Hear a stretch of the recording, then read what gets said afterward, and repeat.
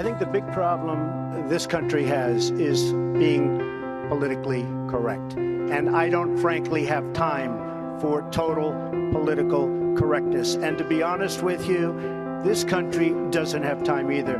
PC thinking eliminates the concept of forgiveness, which is how our civilization is built, is on people making mistakes. What am I now not allowed to say? What words can I not say? This week, essentially, being politically correct means treating people with respect, especially when those people haven't always been.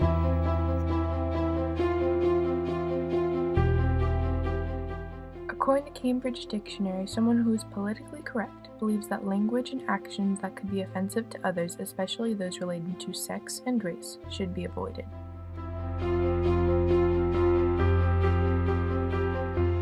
In Orwell's dystopian novel 1984, he makes predictions on what he thought would happen in the future.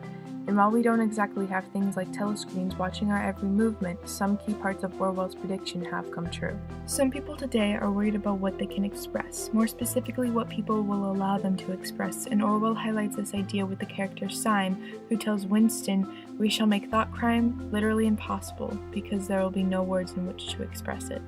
Orwell uses Mrs. Parsons to show how a person's behavior can change when any thought they think that is found to be unorthodox can and will be punished, and that's why she had a habit of breaking off her sentences in the middle.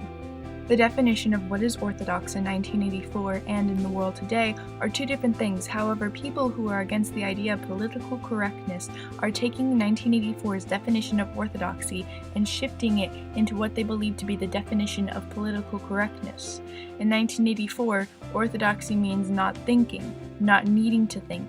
Orthodoxy is unconsciousness. Comparing the ideas of newspeak and political correctness, they are viewed the exact same way.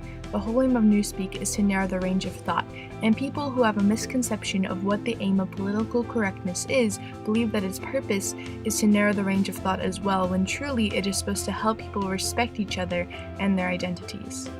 Whether he wrote Down with Big Brother or whether he refrained from writing it made no difference. Whether he went on with the diary or whether he did not go on with it made no difference. The thought police would get him just the same. Orwell's idea of thought police is carried over into today's society. People view advocates of political correctness as thought police who are trying to take away their freedom of speech. One of the main reasons that people are against political correctness is because people believe that it stifles freedom of speech, according to George Leaf in an article in Forbes magazine. Our current president, Donald Trump, holds the same belief and has stated his opinion in multiple tweets. In one he wrote, "So many politically correct fools in our country. We have to all get back to work and stop wasting time and energy on nonsense." On the other side of the argument, according to Sam Remsend in an article in Metro News, people do not see this as censoring our nation, but having the basic human decency to think about how others would feel about the words you're using, because many times they aren't necessary to get your point across. He defines political correctness and addresses the fact that PC has a positive ideology, however is often surrounded by negative connotations. In an article in the New York Times, Anna North talks about a study conducted by Dr. Jack Goncalo, a professor at Cornell. According to Dr. Goncalo, they wanted to test whether thinking about being PC would really dampen people's creativity or whether it might augment it. In the study, they put more than 200 students in both single and multi-gendered rooms. Each group was asked to come up with business ideas for a vacant space left by a closing restaurant for 10 minutes. However, some groups were asked to come up with a list of examples of political correctness that they have either heard of or directly experienced on campus for 10 minutes beforehand. Dr. Goncalo found that the multi-gendered groups that had talked about political correctness came up with more ideas, and that the ideas they came up with were far more creative. People's misconceptions of political correctness have stemmed from different places, one of which being the media. The media has led people to believe that political correctness is some outrageous concept that takes away our freedom of speech, more specifically in the media's headlines. Byron Clark wrote a tweet on August 4th in 2015 stating, "I set up my web browser to automatically change political correctness to treating people with respect, which does not change the meaning of any headline or article because treating people with respect is a direct synonym for political correctness according to Cambridge Dictionary." He shared some of the headlines that originally used the words political correctness.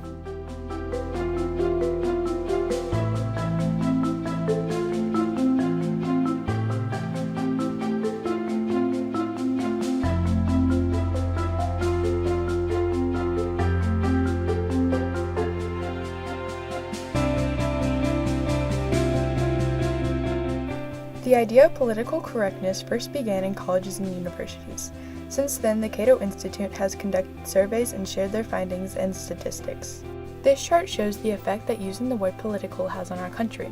Hate speech is what political correctness is trying to get people to avoid. However, since the word political is used in this phrase that truly isn't about being political, there's this idea that if political correctness is in fact correct, there should be laws to reinforce political correctness.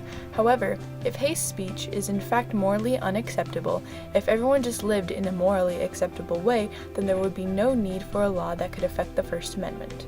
This chart shows why the disputes over political correctness haven't been resolved. The liberals and conservatives seem to completely disagree on this topic, and the debating and arguing over the topic is not helping us find a resolution.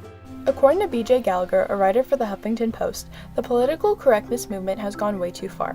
While the original intent of political correctness may have been good, to encourage tact and sensitivity to others' feelings around issues of gender, race, religion, sexual orientation, physical abilities, and such, the effect of political correctness has been to make everyone avoid these topics altogether, thereby hindering our ability to get comfortable in living and working with those who are different from us. In keeping with political correctness, people also tend to think about virtue signaling, which according to Cambridge Dictionary is an attempt to show other people that you are a good person, for example by expressing opinions that will be acceptable to them, especially on social media.